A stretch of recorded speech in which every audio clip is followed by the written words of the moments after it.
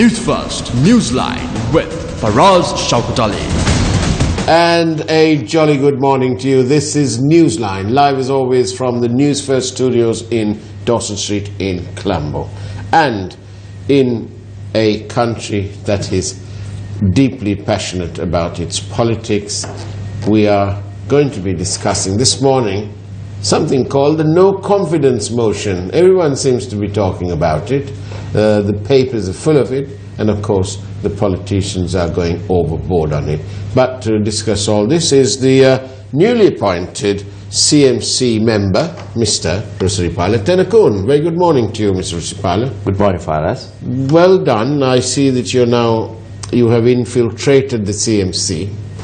And I hope that you will discover all the frauds and that you will lead the way in addressing those difficulties, and also in having the garbage collected and so on and so forth. Is that what you're there for? Everybody talks about garbage when you talk about the CMC.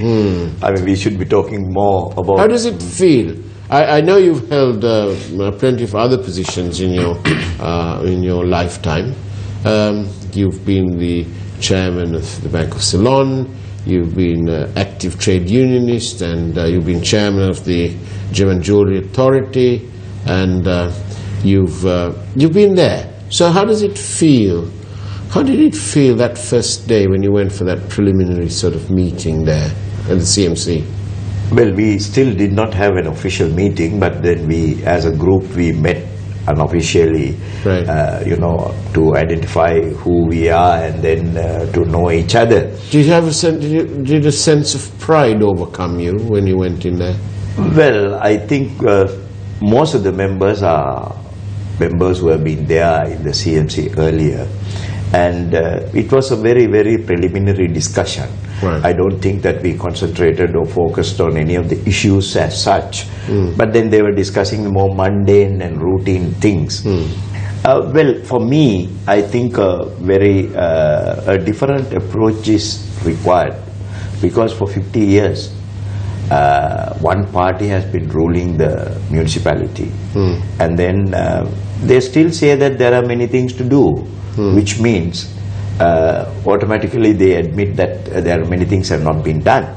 So in that context, I think more serious attention has to be focused on several things on which attention has not been focused so far. So in that context, I think it is going to be a new role.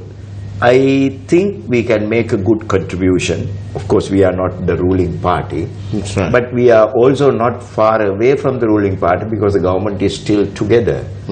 So we cannot call ourselves, some opposition or something. In my own personal opinion, Faraz, I think this attitude of being called and belonging to an opposition and sitting on the other side of the table should be dropped. I think in the broader interest of the public, broader interest of the people, the citizens, I think a broader approach, more wider approach of a mega outlook has to come into the municipalities, local governments, everywhere. This concept of being in the opposition, that somebody else is in the ruling party, should get out. Because now that we are all members of a municipality, should be working as one. We have to work not for somebody, we have to work for the people. Indeed. Well, I'm sure that in the coming months you'll come and share some of those progressive happenings. But in the meantime, what about this business? What is this no confidence motion about? Is it justified? Is it warranted? Can it happen? Will it happen? Should it happen? For us, the very fact that there is a move to bring a no confidence motion in Parliament shows one thing, that some people have to force somebody to accept reality. Isn't that the truth? Isn't it also the truth that some people who lost are now trying to worm their way in? No, you see, the question is, you have to concentrate on the facts that are being brought out. On what grounds is this formulated, this motion? Yes, what is it? There are so many things, that happened in the recent past which warranted not a no confidence motion and a self-determined action by people who love democracy that should have been followed without any other external influences to make them think otherwise. This is the unfortunate situation. If that happened in the broader interest of the country and the people and of the situation about what we are facing right now, the whole country, our poverty situation, our economic situation, our outlook, our international outlook, all those things, you know, given due consideration, the people who matter should take upon themselves the responsibility for deciding for themselves as to what best they should do at a time like this. Anybody can create a crisis, anybody can precipitate a situation, but what is important is to avoid the precipitation of a situation. If somebody can avoid that by his own actions, I mean, that is what is required in democracy. Right, so now there's this move to have a no confidence motion. Yes. What of it? Look at the numbers. Mr. Wickremesinghe has got a working majority in Parliament. He is the leader of the largest single party in Parliament. Yes. So where on earth? Well, isn't this a waste of time? Isn't it all a bit too much, really? But there are some important aspects for us in this thing. Basically, it is not the numbers in the parliament that matters so much. The issues that have been raised, the issues that have been raised are of national interest. But for what you're saying to work, we'll need people with a conscience. Yes. That's the conscience. It seems to be rather in short supply amongst our parliamentarians. Well, that because otherwise they'll be voting with their conscience. No, that seems to be the broad what we see superficially. But you see, in this present situation scenario, things are a little different. I think there are various manifestations which are beginning to surface, you know, which we did not experience before, and the background within which, you know, in which the no confidence motion is brought forward is again, you know, on established facts. Now, don't forget, Faraz, there was a royal commission, or rather a presidential commission, that sat on an important issue that was the concern of everybody in this country. Not only in this country, even overseas, even in the economic field, in generally, or the lending agencies, IMFs, World Bank, everybody. I mean, they were looking at what happened at the Central Bank of Sri Lanka. And a commission of inquiry was appointed. And the commission has submitted the report after leading evidence for so many days. And that is with the assistance of the government arm of the law, that is Attorney General's Department. This is not a private prosecution. So the government itself was involved in bringing out a huge fraud and a scam, in which important people who matter, who are responsible, who should take the responsibility for their role, various roles that they have been playing, have been surfaced, have been commented upon and reported on. And in such a situation, the no confidence motion is not something, a political vengeance or something. You can't call it like that, because this is based on facts, established evidence, certain wrongs that have been done, certain lapses that have been observed, certain shortcomings that have led to billions of losses to the public money. Right. So the reasons being given by the so-called joint opposition are several, but they almost all centers around the central bank bond matter. Well, what are they saying? What are they saying? What are they accusing the Prime Minister of, or not doing or doing? Well, in a broader sense, you know, what they have said is what the media and what you have been talking, what you have been discussing, what you have been exposing. Right. You see, I mean, I don't see anything deeper or deep going in those findings or the charges But that then, are leveled. yes, but shouldn't it be no confidence against the government as opposed to Ranil Wickremesinghe? No, I don't think so. I don't think Why? so. Why do you say that? Because there are very many factors that lead to a personal intervention and responsibility factor in this affair than a government being involved. Because you see, from the time, now I think the charges or the allegations that they are leveled are beginning from the time of selection of Arjuna Mahendran as the governor of the central bank, which should not have been done in that manner, because that was not done. That's the beginning. So let's say why. Because the country was concerned about citizenship. The country was concerned about his being away from the country for several years. And the central bank has a long-standing tradition of, having people either coming from the ranks or either being promoted or people who are involved in the financial sector in this country, more familiar with the situations to be placed in that position. But when it comes to citizenship, that's a little bit it's a little bit pedantic, isn't it? Because it doesn't really matter, or does it? You'll now say that it'll matter, but that's with the benefit of hindsight. I know. In the hindsight only we become wiser, Faraz. Yes, but I mean, to be fair, Mr. Wickremesinghe, if we believe that everything is level and above board, then Mr. Wickremesinghe couldn't have known that Mr. Mahendran was going to be acting mala fide and in the interests of perpetual treasuries. It goes beyond that, Faraz, because it is a series of actions and series of activities, series of happenings that matter. You see, it is not only the question of selecting Arjuna Mahendran. Take, for example, from the time he was selected to this position, the question of the possibility of a conflict of interest arising was there. That was the root cause. In fact, the Prime Minister himself admitted in his own words before the Commission of Inquiry that he was concerned about the possibility of a conflict of interest, and he personally advised the governor, Arjuna Mahendran, to avoid such a situation.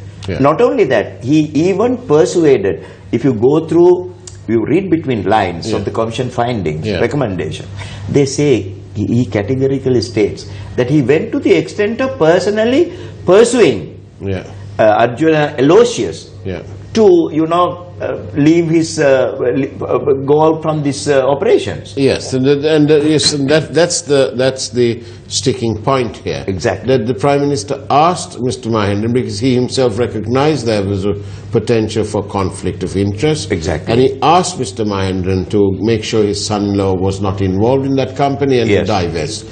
And the Prime Minister's own testimony at the Presidential Commission confirms that he had actually spoken about this matter a roundabout way to Arjuna Aloysius, because he said that that Arjuna Aloysius had told him that he is now concentrating on his other businesses, and the Prime Minister took it therefore to mean that he was safely out of perpetual treasuries and that conflict of interest.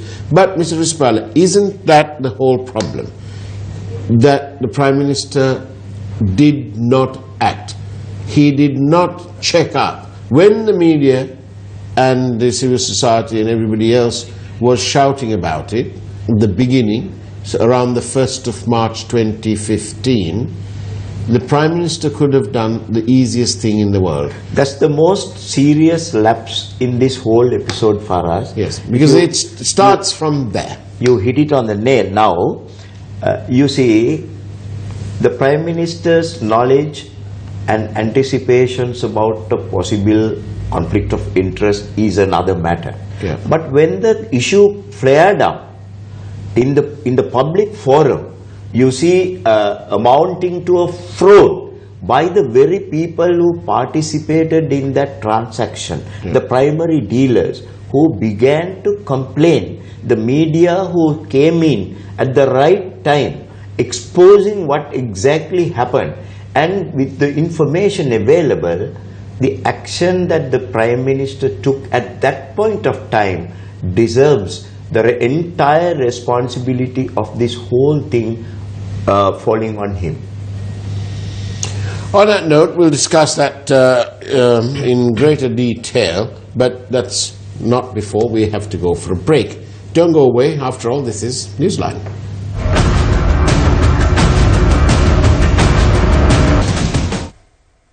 Newsline, where in discussion with Mr. Rusripala Tenakon, the subject is the joint opposition's move of a no-confidence motion against the Prime Minister, as opposed to the government. Now then, Mr. Rusripala, what is it? Are they justified? You see, in this particular instant, there is something deeper than what the concern of the joint opposition. Of course, they are the front in this thing. Politically, they are trying to take the advantage of this situation and they are trying to expose this. But there is something deeper than that. You see the confusion within the UNP, the embarrassment that this incident has caused to the party, which was above board in this country for several years, with the command of so much of voter base. But then, yes. Mr. Rusripala, in that case, it is those people at the UNP who are shameless, who don't obviously care two hoots about it, and who are accommodating a failed leader who prefers the champagne lifestyle of being the leader of the United National Party. Yeah. I mean, Professor Rajiv Vijay Singh has said that Ranil won't go because he's got used to a certain lifestyle, and that lifestyle is only available to him as when he's the leader of the United National Party. Yeah. Whether he's Prime Minister or not is beside the point. Yeah, I don't want to sound too personal about that matter, but what is important is in that party, the party hierarchy and the party structure is such that a very few people can stand against the decisions of the leadership or the hierarchy. Why? Are they backless, spineless? No, are they jellyfish? It has been so structured for us. All these are issues today in the context of this no confidence motion and the allegations leveled against their leader personally at a personal level, and rising out of the embarrassment that is caused to the party, not only at the party level, even at the voter level. You see the result of the last election. How many UNPers have not voted this time? Why? What is the reason? So therefore, because the United National Party membership are unable or are unwilling and simply won't take any action against their leader, it is now left to the opposition members to come in and do their work. I think they are only simply belling the cat. Right. You know, I mean, somebody should do that. But that will drive the rats away, because what is important is somebody on its own, according to the structure, the nature, the hierarchy, the position of the UNP, very unlikely that somebody can come up from the UNP itself to do it, because it is like the butterfly and the dalambua. I think, Mr. Rusripala, it would be fair to make, this is two issues really. One is that Ranil Wickremesinghe has failed to lead the United National Party, the largest political party, yes, resulting in the popularity of the party coming tumbling down, yes, and losing the local election very badly indeed. Yes. And the second one round is that no confidence is about the biggest fraud ever perpetrated upon the people of this country. Agreed. And so this no confidence really, the joint opposition is virtually every single line on why they're bringing it in is about the bond. His inaction, his choice of Mahendran, his inaction, and his inaction. The appointment of a 3-member Pitipena committee, which was very pitiful indeed, because those guys didn't know what they were talking about, by their own admission as well at one point. And even when they did recommend something, which was like installation of CCTV cameras in the dealing area, they didn't take that, because we will now, with hindsight, we can understand why, because the second and third bonds happened a year later, and there was no CCTV cameras either then. Yeah. So, is it? What about the numbers? Will this happen? You see, if we can, at this today, in hindsight, reading the commission reports, the findings and the evidence that has been given, we can very safely pronounce that the inaction on the part of the Prime Minister, deliberately or otherwise, has paved the way for a bigger fraud in the same lines to be committed for the second and the third time. Now, this is the unpardonable mistake. The first one happened. Yeah. The first one happened. It could have been stopped if he had double-checked with the register of companies. That is where he cannot shirk his responsibility and say, well, I did not know, I expected this to happen, I expected that to happen. That is exactly not what is expected of a minister in charge of subject. After all, who took the central bank into his control? That's right. It was not given by the people. And chillingly, I watched this on Face the Nation last night. Yes. And you made, it is not an exclusive revelation, but the fact is you pointed it out, that after all this, and after that so-called reshuffle and so on, when Ravi Karunanayake was moved across from finance and so on, in between all that, the EPF, or was it the ETF? ETF was moved. Guess where? Into the hands of Malik Samaravikrama. Exactly. What on earth are they doing? Exactly. Why should Malik Samaravikrama have the ETF? What is he trying to do here? What is his speciality? Why? Faraz. Why move it away from where it always has been, and rather safe until this lot turned up? Faraz, I mentioned this with a specific reason. The entire confusion in the economy in this country, the entire confusion that has led to this type of episodes arises from the fact of this unprecedented, unorthodox assignment of functions, which was splitting and the distribution of functions, which was masterminded by the Prime Minister himself. Absolutely. What is this business? This is not his personal fiefdom. This is not the Vijayawardena Press or whatever the business is called. Yeah. This is Sri Lanka we're talking about. He split the finance ministry into three. He took with him the subject of the central bank, and therefore the EPF and the ETF and so on. He gave away the state enterprises to Kabir Hashim, and he left the finance minister with supposedly a depleted finance ministry. Or maybe customs to be dealt with customs with him. Now he's running away from his responsibility. Yeah. He could have taken action on the 1st of March. More than a no confidence motion, there is something very important that should happen in this country in the broader interest of the public. That is, the assignment of functions is a responsibility of the President according to the Constitution of this country.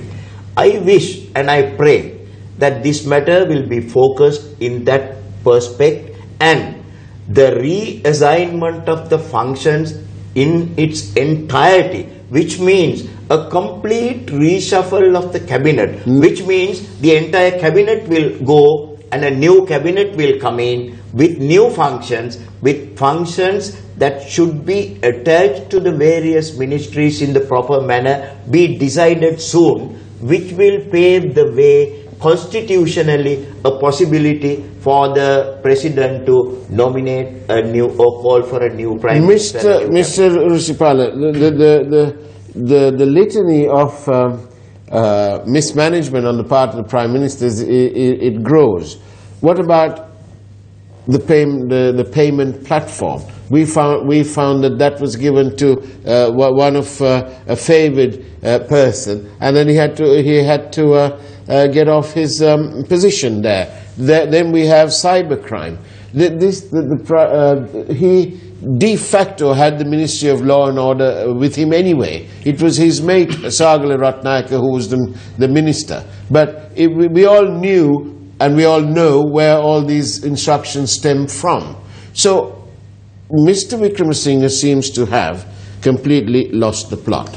You know, he's lost the democratic plot anyway. What we observe is right throughout, the belated actions have led to disastrous situations in this country.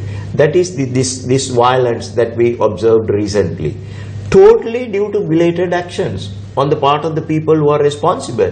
When there was a clash involving communities leading to the death of a person, I mean, it takes no sort of magic or something to analyze and presume that there can be a backlash. Why can't they did not anticipate that situation. That is where the mistake is. It is my view, and you tell me whether it is a bad view or not. It is my view that Ranil Wickremesinghe and all those involved, and I mean all, the emphasis is on the word all, those involved in this scam should be prosecuted to the full extent of the law. This is the only way that others who are even contemplating such an act or such fraud will be put off forever and a day. What do you think? Faraz, the manifestation of the no confidence motion is one way of dealing with this matter, and it's a prosecution of some sort. But don't forget, all these things will lead to another very important prosecution, that is the prosecution by the people of this country. This type of things, you know, this will, if action is not taken in the proper way, in a responsible manner, the country will be in a very bad situation. If the people take to the roads, we are already in grave peril. We had this government, we had the Minister of Finance then, with his limited portfolio, who announced without any investigation, it was his perception, in his own belief, said that there was ill-gotten gains, and people were, companies and individuals who made over 2 billion rupees in the 2013-14 tax year were forced to pay 25%. That was nothing short of daylight robbery, blackmail, or whatever you want, extortion. Because all these companies, some of these were listed companies. Our group had to pay several millions more. Whereas this government should be held responsible for very many things of undoing the basic principles in this country. For example, you know, the right that was given for people to be chosen at a competitive examination for employment in public sector is being publicly flouted by this government. You know, the new minister who is in charge of the state banks has taken a decision recently to cancel some interviews that were to be held by a leading state bank in this country to give appointments to people who sat for a competitive examination. Do you know that one of the basic findings of the Premadasa era, President Premadasa era, in the commission report of the youth unrest, you see, was to create a situation where people should be chosen for public appointments only by a competitive examination. This government is flouting that. And letters have gone out to 3,000 people to come for an interview. You know, the minister, new minister, who? Lakshman Kiriyalla. Mr. Kiriyalla, Honorable Kiriyalla, has cancelled, has given directives to cancel the interviews. Why? Because he's also supposedly getting the Central Expressway because it's his personal property and it's been going. This is a complete joke. The Prime Minister is responsible because he is the leader, and the buck must stop with him.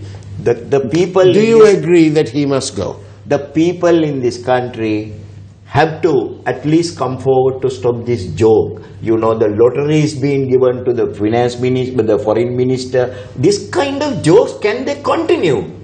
Should they remain in the realms of criticism by the journalists, by the media? No, it should go beyond. It should go to those very forces that rallied together to bring this government together, to bring this, to change the previous regime. We cannot go back to that regime anymore, by any chance. I'd like to ask all primary dealers, anyone who works with the primary dealers, please do your research. Do let me know. You can send us an SMS if you like, 0772 300 305. Do let us know. Since 1996 or 97, when these bonds became sort of commercial, can you tell me if any company has made over 1 billion rupees with a B in any one trading year, up to and including this year? Do let me know, because that would be very interesting, because I already know the answer, but I'd like you to tell me. Faraz, public knowledge, Faraz. Yes, I know, but I'd like some of the, I know that there are whistleblowers amongst there in the primary dealerships. Yes. I know that because they are also very concerned for the public good, for the good of Sri Lanka. So I'm sure they will let us know. But in the meantime, Mr. Risipala Tenakun, thank you very much. It's been an entertaining morning. Yeah. Thank you. And that's the way it was. Have a great week from Newsline. Do follow us. We'll bring you all the latest. Take care. God bless. Thank you.